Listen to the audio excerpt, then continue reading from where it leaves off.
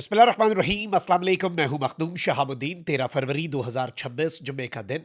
नाज़रीन इकराम, दिन का आगाज़ होते ही अब तक की सबसे तशवीशनाक डेवलपमेंट सामने आ चुकी है।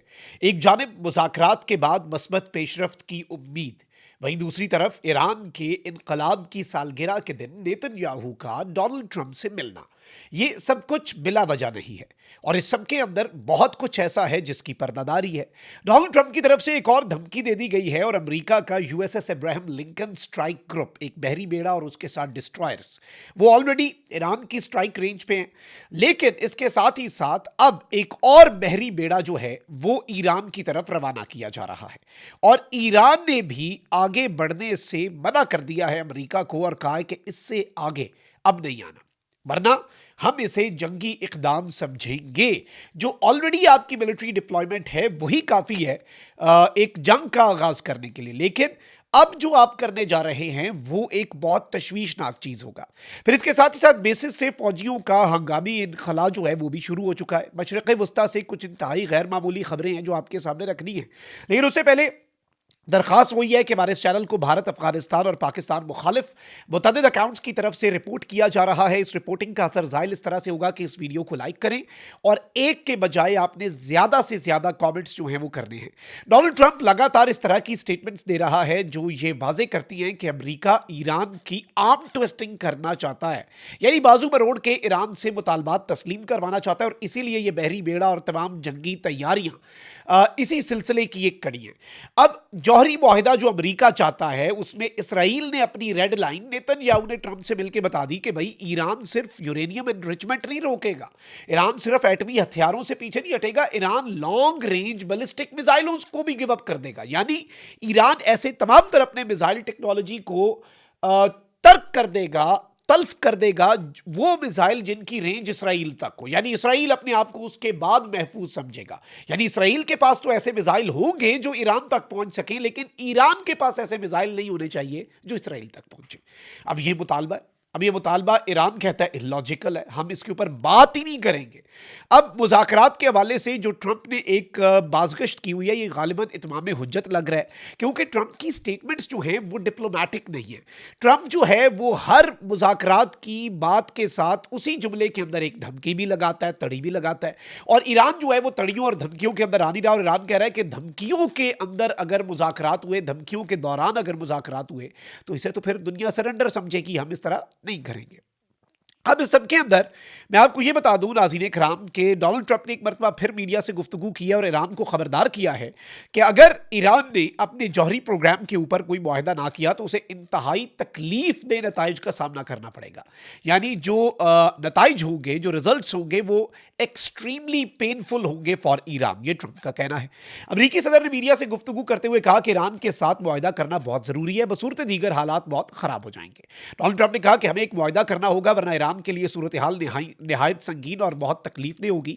यानी ये मुआहिदा हो जाए, वरना खतरनाक तो होगी सूरत हाल, लेकिन ईरान के लिए होगी। ट्रंप ने इस उम्मीद का इजहार किया कि हम उम्मीद करते हैं कि 1 महीने के अंदर अंदर जो ईरान है उसके साथ कोई ना कोई मुआहिदा हो जाए। लेकिन इस सब में इंपॉर्टेंट चीज़ यह है कि कशीदगी बदस्तूर जारी है, और हालिया दिनों में सिफारती राब्तों के अंदर तेज़ी तो आई, लेकिन बहुत कुछ ऐसा है जो शायद मस्बत पेशरफ्त हम जिसे ना कह सकें। चाहे वो मुज़ाकरात के चंद घंटे बाद ईरान की शैडो फ्लीट के ऊपर सैंक्शंस हो, मुआशी पाबंदियाँ हो, या फिर एक मैसेज। अच्छा, ये भी याद रखिएगा कि अब ये बात हो रही है, अच्छा ये जो अमेरिका के स्ट्राइक ग्रुप्स हैं ना, एयरक्राफ्ट कैरियर्स, ये अमेरिकी प्रेसिडेंट्स के नाम पे है। जैसे यूएसएस अब्राहम लिंकन है, उसी तरह से एक और एयरक्राफ्ट कैरियर है और एक पूरा स्ट्राइक ग्रुप है। ये एयरक्राफ्ट कैरियर अलग से नहीं चलते, इनके साथ डिस्ट्रॉयर्स होते हैं, पूरी आप कह लें कि ये एक अपना कॉन्वॉय बना के चलते हैं। तो यूएसएस जॉर्ज डब्ल्यू बुश जो है उसके हवाले से मैंने आपको बताया था, जॉर्ज एच बुश के हवाले से, कि भाई ये आने जा रहा है और इसे आने में 2 हफ्ते लग सकते हैं, तो शायद वो टाइम भी बाय किया जा रहा है। और एक और डिस्ट्रॉयर जो है वो भेजने की बात हो रही है, और ट्रंप ने भी इस हवाले से इशारा दे दिया है। ट्रंप ने इस डिस्ट्रॉयर का, इस एयरक्राफ्ट कैरियर का नाम तो नहीं लिया, लेकिन ट्रंप ने कहा है कि हम एक और भी भेज देंगे फिर, और एक तो एक ही बहुत ज्यादा था, मतलब एक जो डिस्ट्रॉयर आया अमेरिका का वही बहुत बड़ी चीज है, मतलब more than we can imagine. लेकिन एक और का भेजा जाना, ये तो फुल फ्लैज ईरान जो है इसे फिर किस तरह से लेता है, लेट्स सी।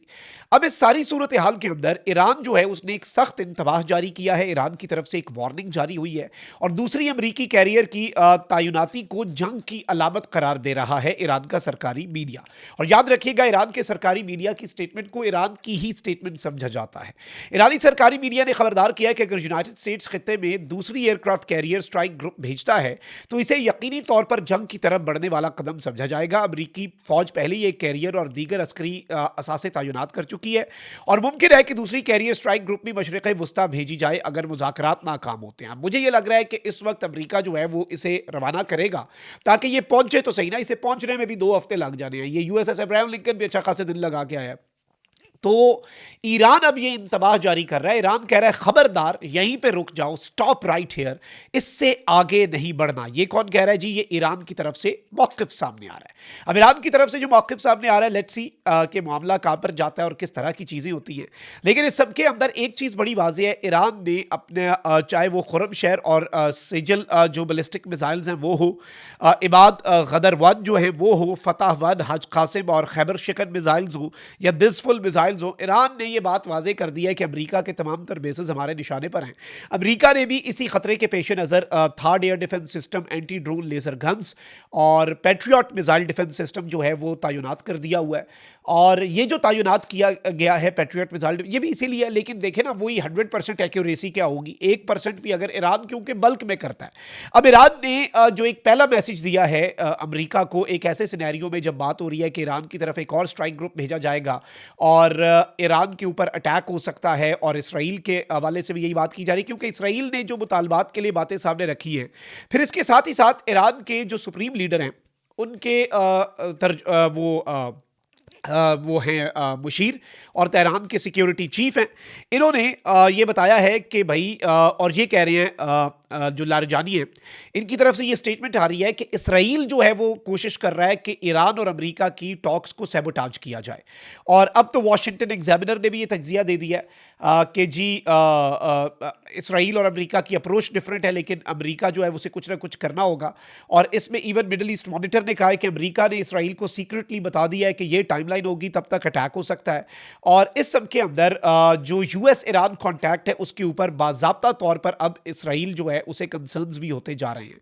ईरान ने 1000 से ज़ायद ड्रोन्स जो हैं वो अपनी सरहदों के ऊपर बमबार ड्रोन्स, यानी कि वो ड्रोन्स जो बाकायदा तौर पर आप ये कह सकते हैं कि जंग के लिए हैं, वो ड्रोन्स ईरान की तरफ से तैनात किए जाने की खबरें आ रही हैं। और इसमें एक चीज़ बड़ी वाज़ेह है कि अब अल जज़ीरा ने अब से 1 घंटा पहले कहा है कि अमेरिका इस वक्त अपनी तैयारी कर रहा है एक और एयरक्राफ्ट कैरियर जो है उसे डिप्लॉय करने का। और ये एक तशवीशनाक चीज़ है क्योंकि इससे ये लगता है कि बहुत बड़ी जंग और कोई बहुत बड़ी स्ट्राइक जो है उसकी अमेरिका बहादुर जो है वो तैयारी कर रहा है। और इस सब के अंदर मैं आपको ये भी बता दूं कि जेरूसलम पोस्ट ने ये कहा है कि भाई नेतन्याहू ने ये कहा है कि अमेरिका जो ईरान के साथ बात कर रहा है हमें उस पर कोई ख़ास तसल्ली नहीं है। अब अगर इसराइल की तसल्ली नहीं है तो फिर आपको पता है कि बहुत कुछ हो सकता है। और इसराइल एक इंपॉर्टेंट स्टेक होल्डर है यूएस में भी और मिडल ईस्ट के अंदर भी, और यूएस ऑब्वियसली इसराइल के इंटरेस्ट्स के हवाले से चीज़ों को लेकर चलेगा। तो ये अभी तक की डेवलपमेंट्स थी। अपना बहुत ख्याल रखें। लानिकवान, पाकिस्तान जिंदाबाद।